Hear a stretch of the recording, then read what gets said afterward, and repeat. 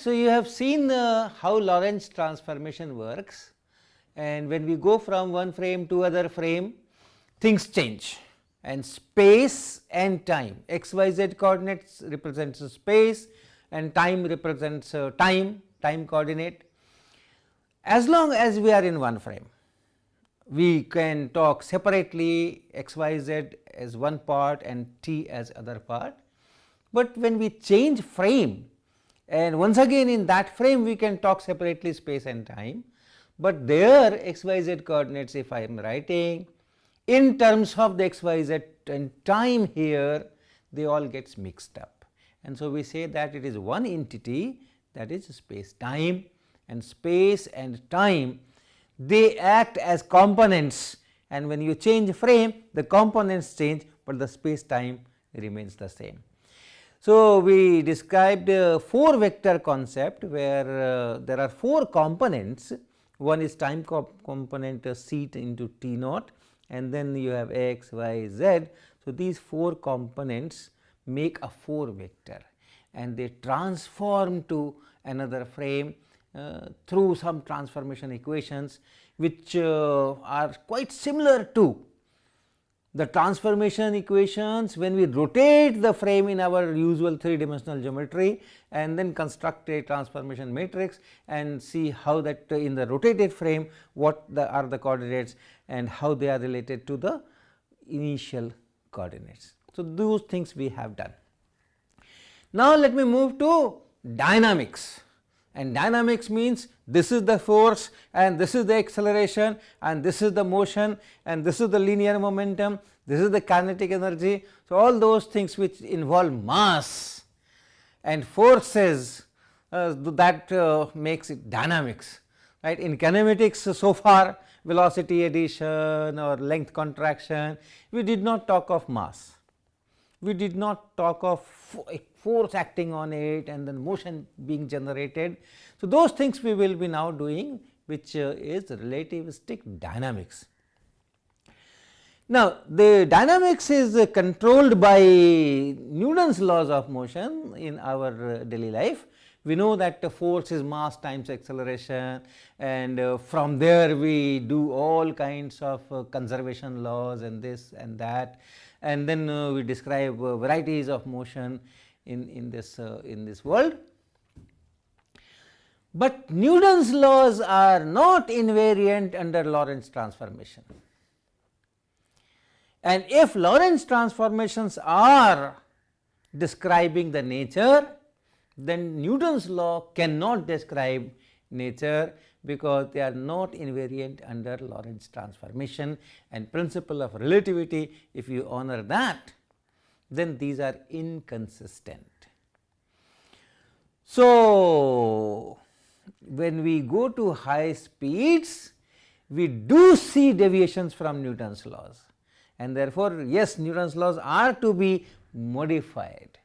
Only in low velocity limit, when Lorentz transformation also reduces to Galilean transformation, Newton's law become valid to describe motions. Most of our motion that we encounter are in this region, low velocity region. Low velocity means compared to 3 into 10 power 8 meter per second, the velocities are low.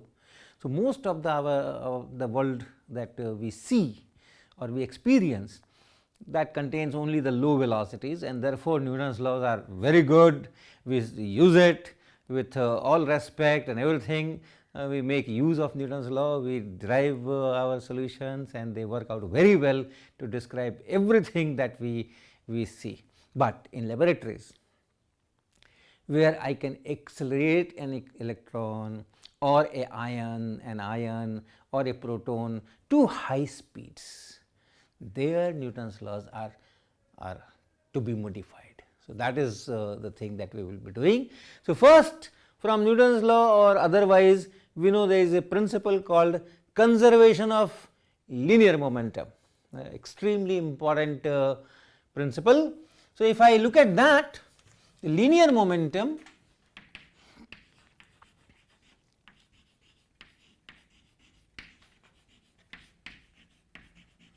P we write, it is related to force also. So, if you have a single particle and then there is a force on it, this force is related to rate of change of this linear momentum dp dt. In Newtonian mechanics, we define P as mass times velocity, and mass is a constant quantity. It is a characteristic property of that particle itself, and therefore, when you put it here, this becomes m dv dt, and that is m times a, F is equal to m a. And if you have a system of particles, a collection of particles, and there are forces on these particles from each other and from outside, then you have this equation still valid, but then this F is the total forces all taken together, and you call it F external, that is equal to dp dt. That is still valid. The internal forces, they occur in pairs and therefore they cancel out, and hence if this is 0, if external force is 0, dp dt is 0, and therefore P is constant.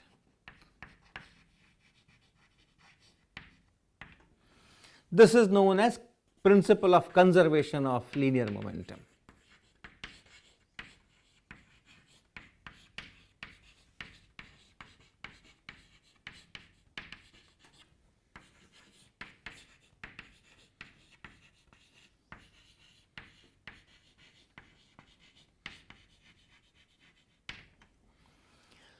So, first I will take an example and see if this principle of conservation of linear momentum with this definition P is equal to m times v is valid when your speeds are high, or it has to be looked into. So, I take an example, a specific example. Let us take two particles A and B on the x axis, each of mass m naught,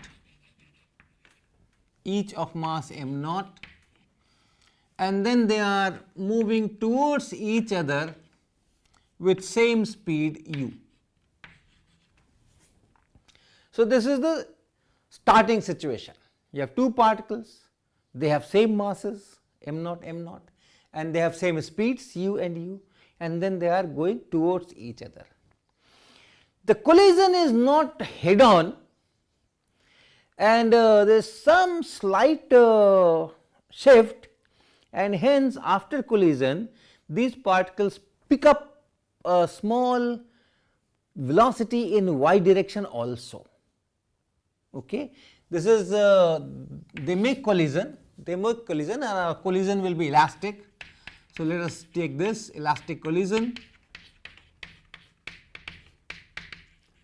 and after collision this particle deflects little bit and this particle also deflects little bit. So, after collision this particle has gone here, suppose somewhere here is the collision, and then it has picked up a small speed in y direction, and this particle B, this particle A now is going this way, and this particle B which is coming, that also after collision picks up that small velocity and it goes this way. So, this is B particle. We will assume that we are taking a specific example only. So, we will assume that this collision is such that this y component of velocity is very small, infinitesimal of first order. So, here the component is ux and here the component is uy, and uy is quite small, let us write it delta u. Now, since it is elastic collision, the kinetic energy is same and situation is very symmetric. If you have to take kinetic energy same and linear momentum conservation we are always looking at. So, here the linear momentum is 0 in x direction, in y direction. So, here also linear momentum should be 0 in x direction and y direction, and therefore, these two should again be opposite each other, same line, these two should be on the same line, so that the linear momentum vector when added may give you 0, and the two magnitudes should be equal, and therefore, the speed here should be equal to speed here, and this component should be equal to this component, and this component should be equal to this component. So, this is ux and this is delta u, right. This is ux, this component is ux and this component is delta u. And kinetic energy is constant.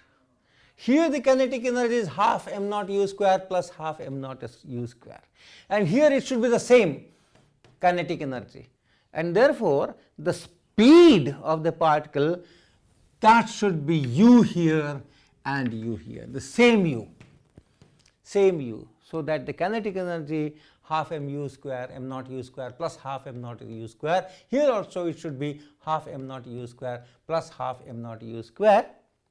So, it should be same.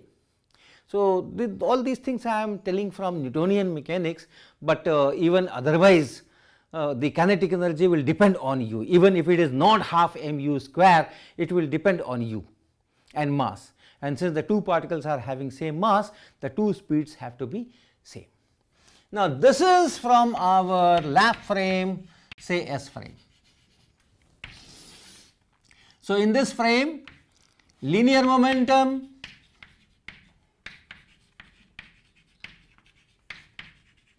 is conserved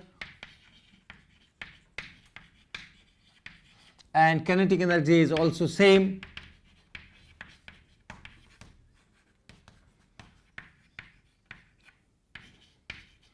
Before and after collision.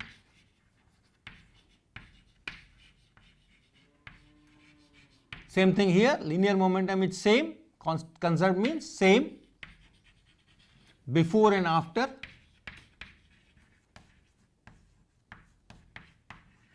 collision. Very nice. Now, look at this whole phenomena from the frame S prime, and S prime will be moving with respect to this S frame in the x direction, positive x direction, with speed, let us say this u. So, I take S prime. So, if this is S, let us take S prime, this is S prime, which is moving with respect to S with a speed u. So, in this S prime frame, what will be the situation? What are the velocities before the collision and after the collision? So, you remember the velocity transformation equations. If you have a particle, suppose this is S, in S you have a particle which is going with some component ux here and ui here, and then you have a frame S prime, and S prime goes with a velocity v with respect to S.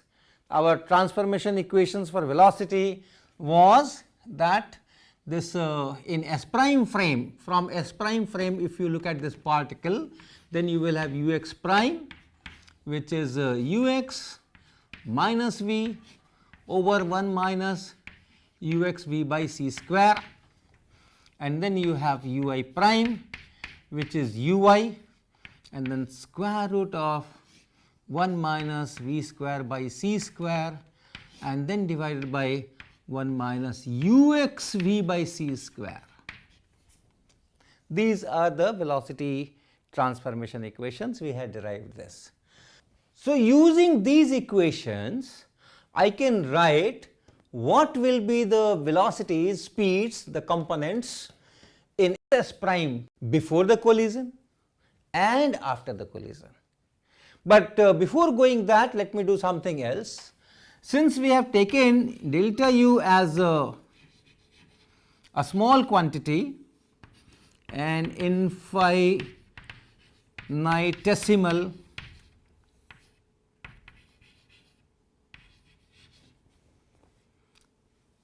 quantity, what we will do is whenever it is added to a finite quantity, we will neglect that. So, if I look at the kinetic energy here or speed here, let us take this as speed here. So, for this particle, this is particle B after the collision.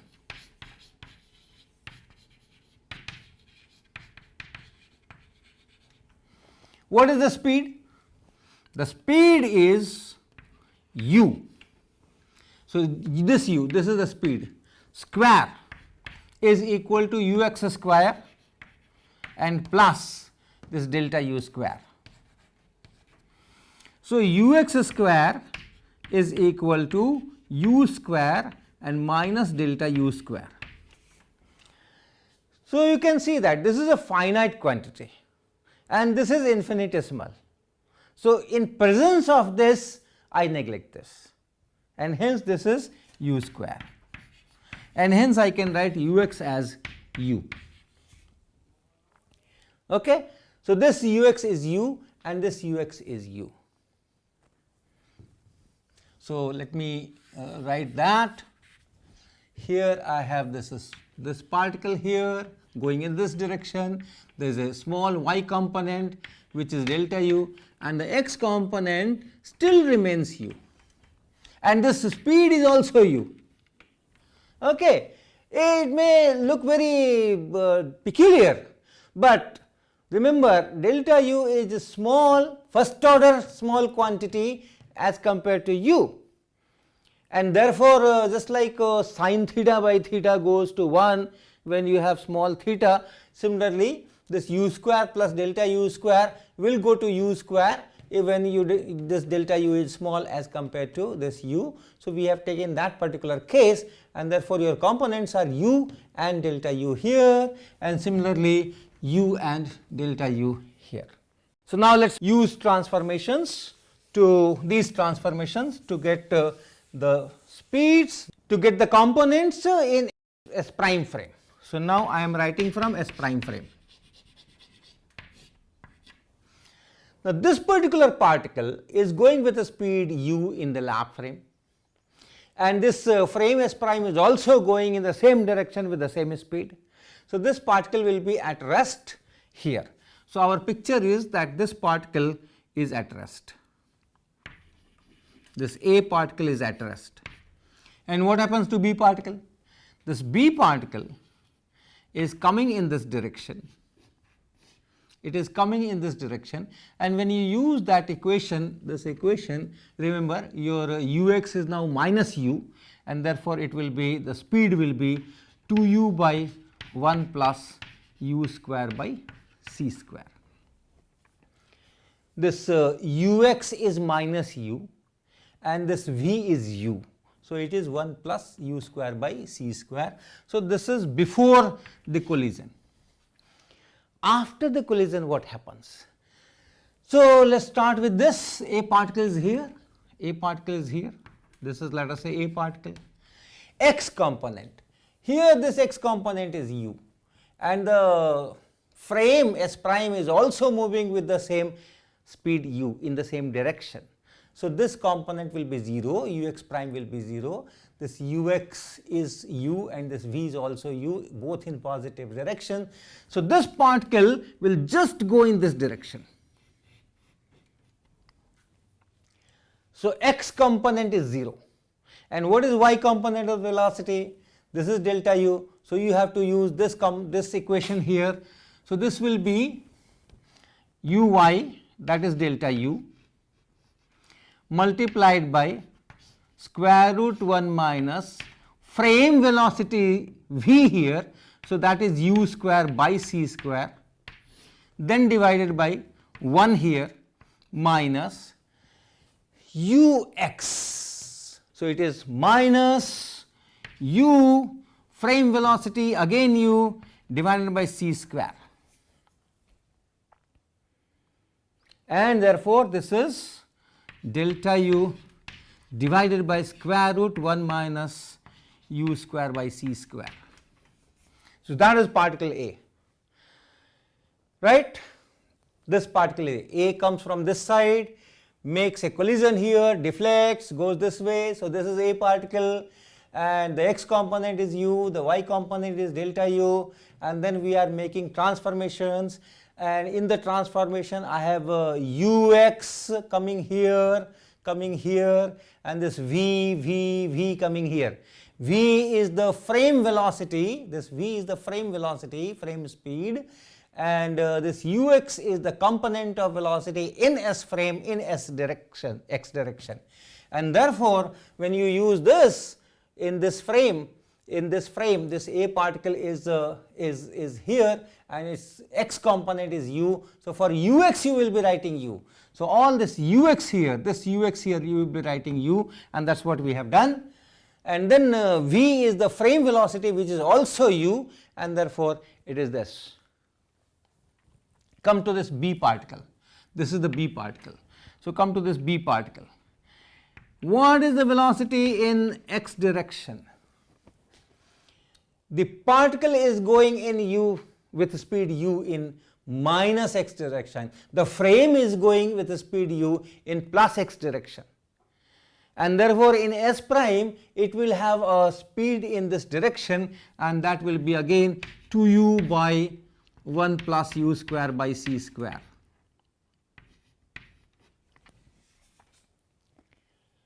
And y component is delta u here. So similar transformation, the y component will be here, and that will be what? That will be delta u. Look at here, uy, this is uy, and then square root of 1 minus v, frame velocity, which is u here, so u square by c square, divided by 1 minus ux. Ux is the velocity of the particle in x direction, x component, ux, this ux I am writing, this ux here. It is the velocity of the particle x component in s frame. So here is the velocity in x direction, x component in s frame, and that is minus u. So for this ux I will be writing minus u, and therefore it will be plus here u, and this is frame velocity, which is again u. So it is plus u square by c square. So plus u square by c square. Now you see, if I define the linear momentum as mass times velocity, so the mass here is m naught, the mass here is m naught. In x direction if I see, the momentum here is p is m naught times velocity. Velocity is this 2u by 1 plus u square by c square in negative x direction. That's the linear momentum here. Py is 0. So this is the whole linear momentum. Px is this and py is 0. What about this picture after the collision? In x direction if you see px, so here the px will be, see, p is mass times velocity, so px is mass times x component of velocity, and x component is this, so it is minus m naught 2u by 1 plus u square by c square. Here this is 0, it does not have any x component in the velocity. So this is the total px, and what was total px here? The total px here was minus m naught 2u by 1 plus u square by c square. So yes, the x component of the linear momentum is conserved. Before the collision it is this, after the collision it is this. What about y component? Y component here is 0. Y component here is 0, and y component here is not 0. Look at the velocity here. This is the speed, this is the y component, and this is the y component. So py, if you are writing this not 0, it not come out to be 0, it will be minus m naught times this thing delta u and square root 1 minus u square by c square divided by 1 plus u square by c square. This will be Py here, and from here Py is this, so plus m naught and then this delta u divided by square root of 1 minus u square by t square here. So you can see that this is not 0. Okay, so we have done the velocity transformation according to Lorentz transformation, and what we find is that if we are taking this special example, specific example, mass m naught here, mass m naught here, u here, collision, and then kinetic energy same before and after, that tells me that for the first order of small quantity this will be u, this will be delta u, this will be u, that will be delta u, and from here we have done all these transformation equations, we have written all this px and py before the collision, and then we made the transformation here, and what we are writing is px here and py here, and we find that this is not 0, this was 0. So if we define linear momentum in this fashion, it is not conserved in the two frames, and this linear momentum conservation principle comes from Newton's law, remember. So Newton's law is not being valid here if v is not very small as u is not very small as compared to c. So that is the thing which forces us to redefine linear momentum. If we say that okay, fine, let us redefine this linear momentum in such a way that when v is much smaller than c, it should reduce to this equation. It is a very nice equation, p equal to mv, and then this p remaining conserved if external force is 0 is extremely good principle. We cannot do away with that.